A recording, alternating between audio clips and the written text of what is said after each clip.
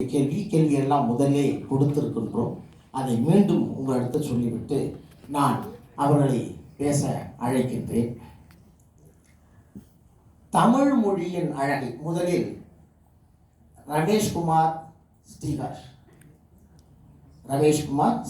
அவர் பதில் சொல்லுவார். கேள்விதுதான், எல்லாருக்குமே இதே ஒரே கேள்விதான்.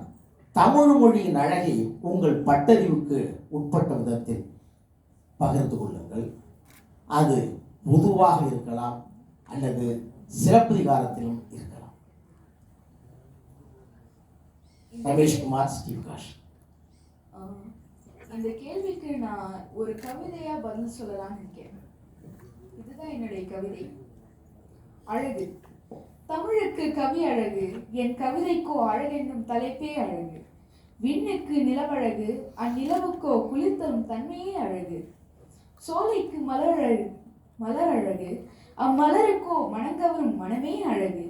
கண்ணுக்கு கருவிழி அழகு, அவ்விழிக்கோ கடல் என்னும் கருணையே அழகு. கோனுக்கு செங்கோல் அழகு, அவன் ஆட்சிக்கோ நடுநிலை தவறாமையே அழகு. வீரனுக்கு துணிவழகு, அவன் துணிவுக்கோ பயமறியா தன்னம்பிக்கை அழகு. மனிதனுக்கு கல்வி அழகு, அக்கல்விக்கோ கசடர கற்றலே அழகு. மாணவனுக்கு கற்றல் அழகு, அக்கற்றலுக்கோ நயம்பட எடுத்துரைத்தல் அழகு. அறிவியலுக்கு தொடராய்வு அழகு, அந்த ஆய்வுக்கோ உருவது உரைத்தல் அழகு. மண்ணில் வாழும் சான்றோர் அழகு, அச்சான்றோர்க்கோ மறைந்தும் வாழ்தலே அழகு. எல்லா உயிர்களும் அழகு, அவ்வுயிர்களுக்கோ உள்ளத்தின் அழகே அழகு.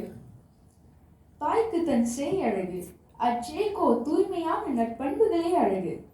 மழலைக்கு மனம் அழகு, அம்மனதிற்கோ உதவும் குணமே அழகு. தமிழ்மொழி என்றும் அழகு, என் தமிழுக்கோ தெவிட்டாத முத்தமிழே அழகு. எங்கும் அழகு, எதிலும் அழகு, அழகாய் நோக்கினால் அனைத்தும் அழகு. தன்னுடைய கேள்விக்கு கவிதையிலேயே பதில் கூறியிருக்கின்றார். அடுத்ததாக